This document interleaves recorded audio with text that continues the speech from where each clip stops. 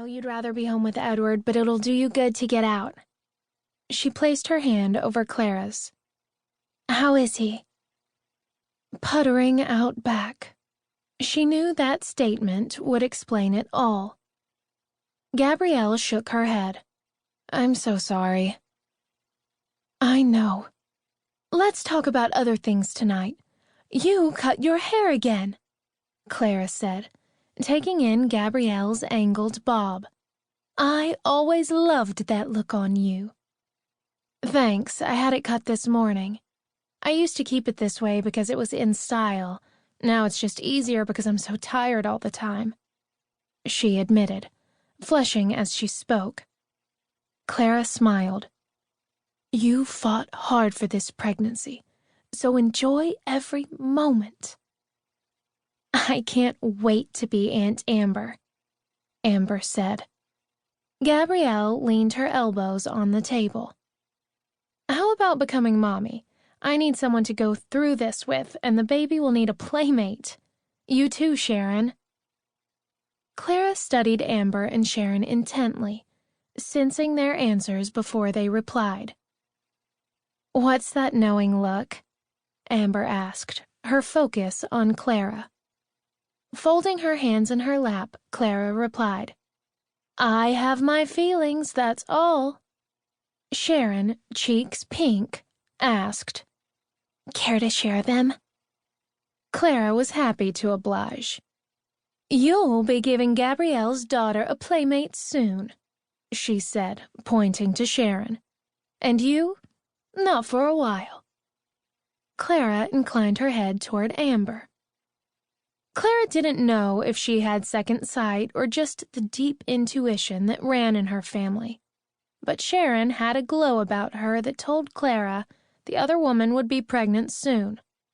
While Amber was too busy enjoying her new husband, her move east from Vegas, and her recent job as a concierge in a hotel chain new to downtown Boston. Am I right? Clara asked. Both women glanced away, neither eager to reveal their personal feelings. Clara merely smiled. Time will tell, she mused. Drinks on the house, the waitress said, stopping by with a tray full of their usual orders. They'd been having these ladies' nights for the past 4 months, and their choices were pretty standard. Thank Seth and George for us, Gabrielle said, referring to the father and son owners. Yes, and also remind them that if they don't stop doing this soon, they won't have any profits, Amber said in full business mode.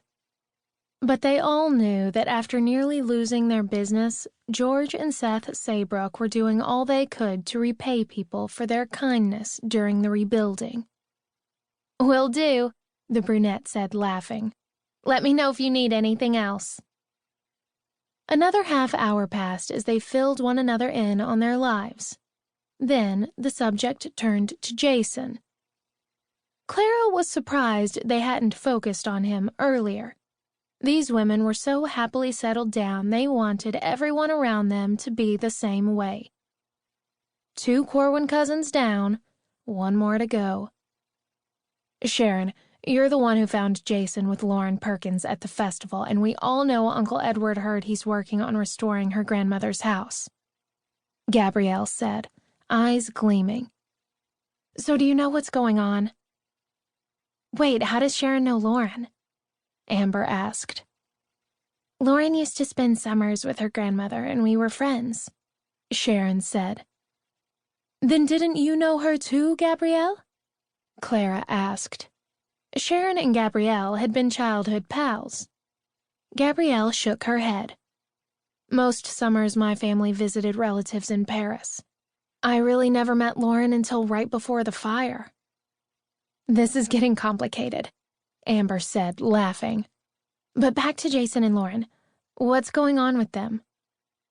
I know there's mutual interest, Sharon replied with her usual caution.